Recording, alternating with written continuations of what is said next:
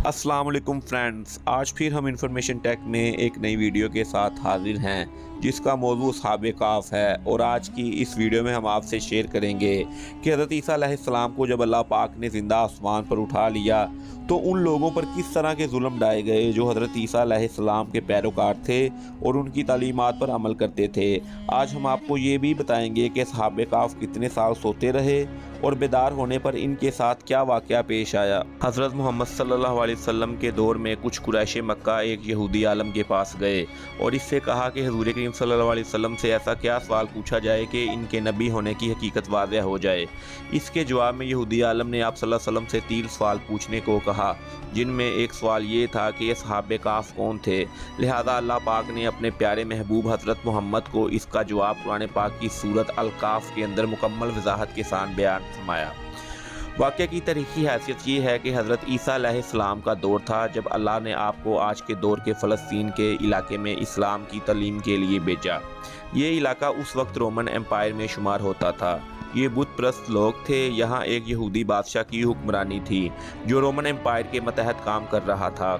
जब हज़रत ईसा अलैहिस्सलाम ने तबलीग शुरू की तो रूमी आपके मुखालिफ हो गए और आपको गिरफ्तार करके सूली पर लटकाना चाहा, मगर अल्लाह ताला के हुक्म से आपको ज़िंदा उठा लिया गया। इस वाक़या के कुछ अरसे के बाद यहूदी लोगों ने रूमी हुकूमत के ख़िलाफ़ बगावत कर दी। लिहाजा इसके रद्द अमल में अनका होकर टर्टस नामी रोमी बादशाह ने यरूशलेम और फ़लस्तीन पर हमला करके इसे बिल्कुल तबाह कर दिया। जो बचे कुचे यहूदी थे वो जान बचाकर फ़लस्तीन से निकल गए, मगर जो हज़रत ईसा अलैहिस्सलाम के मानने वाले और इनकी तलीमात के पैरोकार थे सिर्फ वही फ़लस्तीन में मौजूद रह गए। बादशाह जो कि रूमी था और बुत परस्त था, लिहाजा उसकी हुकूमत में मौजूद ईसाई लोगों पर इसने जुल्म सितम करना शुरू कर दिए। एक दिन हज़रत ईसा अलैहिस्सलाम के चंद मानने वाले हवारियों को इसने अपने दरबार में बुलाया और उनसे कहा, मैं तुम्हें चंद दिन की मोहलत देता हूँ, तुम अपने नए दीन यानी ईसाइयत से बाज आ जाओ, वरना मैं तुम्हें कत्ल कर दूंगा। ईसा अलैहिस्सलाम के पैरोकार ये नौजवान लोग दरअसल असहाबे काफ थे, जिनका जिक्र कुरान पाक में सूरह काफ में वजाहत से आया है। इन नौजवानों ने जब ये धमकी सुनी तो वो शदीद परेशान हो गए, क्योंकि वो बादशाह से लड़ने की हिम्मत नहीं रखते थे और ना ही शहर में रहकर ईसाई तलीमात पर अमल कर सकते थे, वरना दकियानूस बादशाह इन्हें कत्ल करवा देता। लिहाजा उन्होंने शहर छोड़कर कहीं भाग जाने का फैसला किया और अल्लाह पाक की ज़ात पर भरोसा करके शहर से निकल गए, ये सोचते हुए कि अल्लाह पाक अब हमारे लिए कोई फ़ैसला करेगा और हमारे लिए कोई रास्ता निकालेगा। यहाँ तक कि वो एक पहाड़ के गार में जाकर छुप गए और वहीं सो गए। यहाँ तक कि सोते सोते इन पर 300 साल का अरसा गुजर गया। दकियानूस ने जब इन लोगों को तलाश करवाया तो मालूम हुआ कि ये लोग इस गार में मौजूद हैं। इसे बहुत गुस्सा आया और हुक्म दिया कि गार को एक मजबूत दीवार से बंद कर दिया जाए ताकि ये लोग अंदर ही मर जाएं। बादशाह ने जिस शख्स के ज़िम्मा ये काम लगाया वो बहुत ही नेक और ईमानदार था। इसने असहाबे काफ के नाम और इनकी तादाद और पूरा वाक़या एक तख्ती पर लिखवा कर लोहे के एक संदूक में रख कर दीवारों की बुनियादों में रख दिया और एक तख्ती शाही खजाने में भी रखवा दी। इस 300 साल के दौरान दकियानूस बादशाह मर गया और कई बादशाह और हुकूमतें आईं और चली गईं। यहाँ तक कि 300 ईस्वी रोमन एम्पायर ने भी ईसाइयत अख्तियार कर ली। 440 ईस्वी में बदरूस नामी ईसाई बादशाह की हुकूमत आई, जो एक नेक दिल और इंसाफ पसंद बादशाह था। इसने 68 साल तक हुकूमत की। इस दौर में मजहबी फ़िरका बंदी जब अरूज पर पहुँच गई और ये लोगों में मरने के बाद दोबारा ज़िंदा किए जाने और क़यामत का यकीन ख़त्म होता गया, कौम का ये हाल देखकर बादशाह रंजीदा हुआ और अल्लाह से दुआ की, ऐ अल्लाह कुछ ऐसी निशानी ज़ाहिर फरमा कि मेरी कौम के लोगों का ईमान फिर से ताज़ा हो जाए, इन्हें क़यामत मरने के बाद दोबारा ज़िंदा किए जाने और एक खुदा का यकीन हो जाए। अल्लाह पाक ने इसकी ये दुआ कबूल फरमाई। लिहाजा एक रोज़ एक चरवाहा अपनी बकरियों को ठहराने के लिए इस गार के पास पहुँचा। ये वही गार थी जिसमें असहाबे काफ मौजूद थे। इस चरवाहे ने चंद लोगों के साथ मिलकर इस दीवार को गिरा दिया। दीवार गिरते ही लोगों पर ऐसा खौफ तारी हुआ कि लोग घबरा कर वहाँ से भाग गए।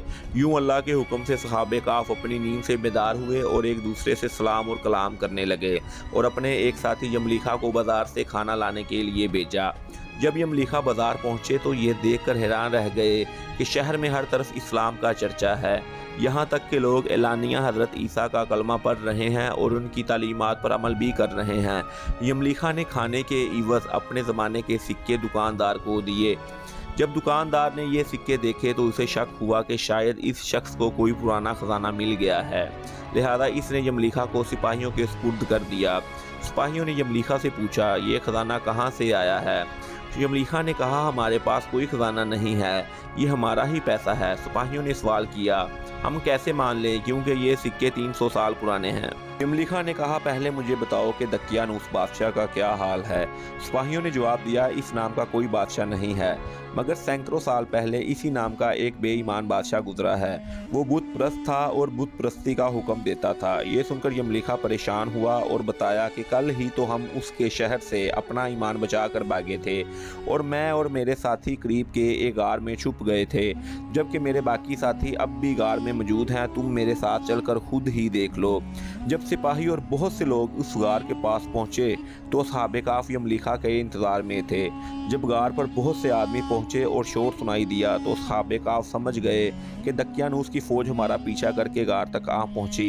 लिहाजा वो अल्लाह के जिक्र में मशगूल हो गए और सिपाहियों ने गार पर पहुंचकर तांबे का वो संदूक भी बरामद कर लिया और उसके अंदर तख्ती को निकाल कर पढ़ा तो वहाँ असहाबे काफ के नाम और ये लिखा था कि ये मोमनों की जमात है जो अपने दीन की हिफाजत के लिए दकियानूस बादशाह के खौफ से इस गार में पनाह गुज़ीन है।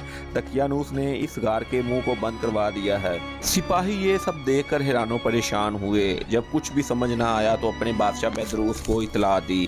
बादशाह ने जब ये खबर सुनी फ़ौरन अपने उमरा और उलमा के हमरा पहुँच गए।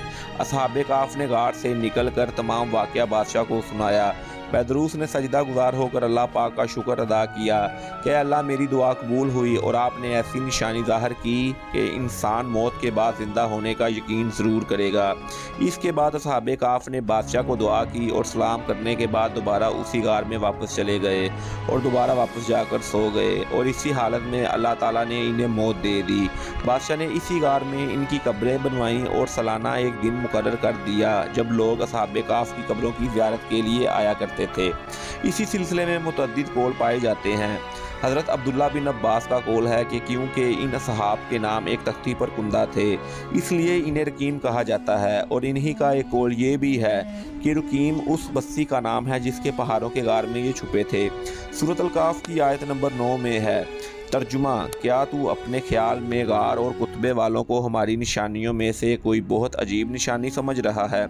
आसार कदीमा की तहकीकात के मुताबिक जो जदीद इंकशाफात हुए हैं इनमें सबसे नुमायाँ इस शहर कीम की दरियाफ्त है और जिस कदर तहकीक की जा रही है इससे कुरान की हरफ ब हरफ तस्दीक मिलती है। सूरत अल काफ की खसूसियत में हज़रत अली करमुल्लाह वजह की रिवायत है कि रसूल पाक सल्लल्लाहु अलैहि वसल्लम ने फरमाया, जो शख्स जुम्मा के दिन सूरत अल काफ पर ले वो 8 रोज़ तक हर फितना से बचा रहेगा और अगर दज्जाल निकल आए तो ये इसके फितने से भी बच जाएगा।